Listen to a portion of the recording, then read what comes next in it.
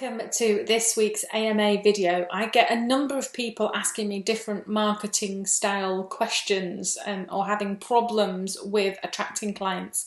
So I want to kind of tackle some of the main issues within an AMA for you. So that's what I'm going to do this week, and hopefully it kind of encompasses a number of different issues that you're having. So the first one is around ideal clients, and this came up not only in a couple of the AMA questions but also with a client this week.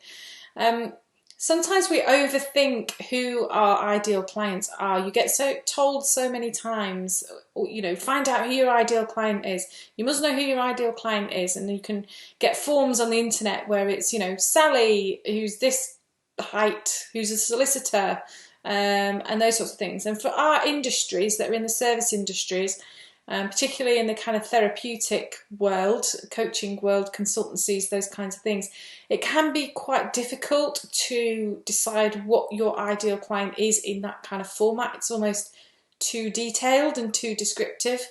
So instead, I like to ask a few important questions, like what differentiates between people you like working with versus people you don't like working with? What differentiates one from the other? What keeps your clients awake at night? And those sorts of questions can be much more helpful in terms of knowing what kind of market you would like to work in. Ultimately, I think that we get far too involved in all the strategies and structures and ways to do things. We almost want to find the way, rather than placing the faith and trust in ourselves that what we want to do or what we can do is actually the answer.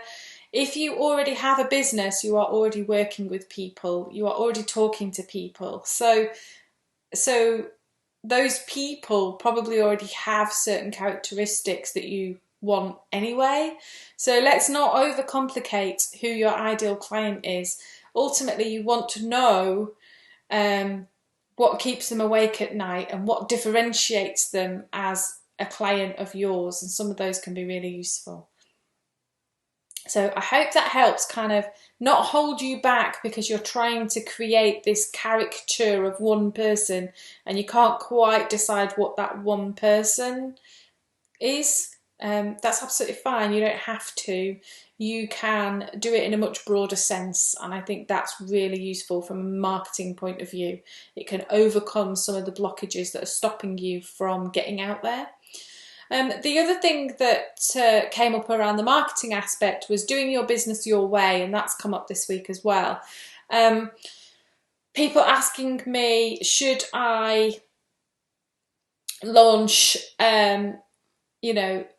how do you price things? How do you package things? Should I launch an online program at this kind of rate and all these kinds of things? I can't answer those questions for you in detail because the answers to them completely depend on you. I think the important thing about all of those questions are stop looking at what other people do and then coming up with your packages, your prices and your approach based on that. Because all we end up with is like this cutting of people who all end up doing the same for the same amount of money. So coaching, for example,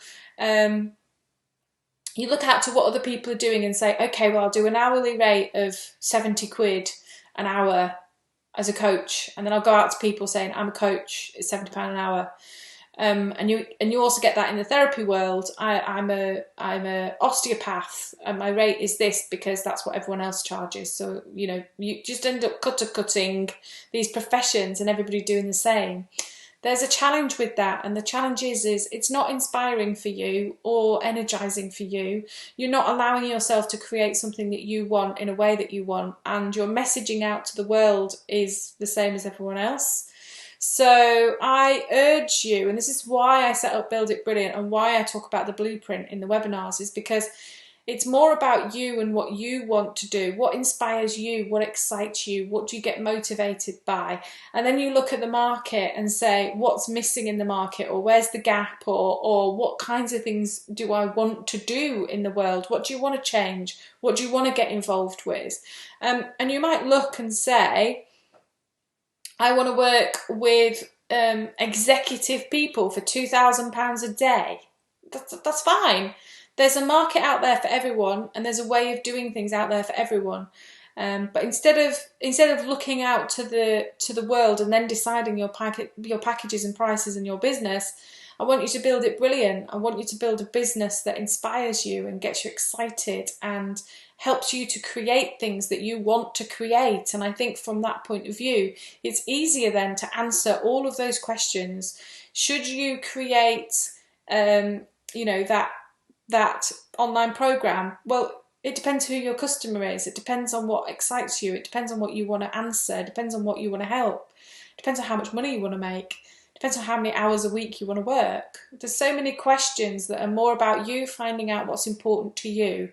And then you can price things, you can package things, you can create things, and it all becomes a lot easier. So I know that for this AMA, I'm not necessarily answering specific questions, but I felt like I can't answer those questions because you're asking me the wrong kind of question.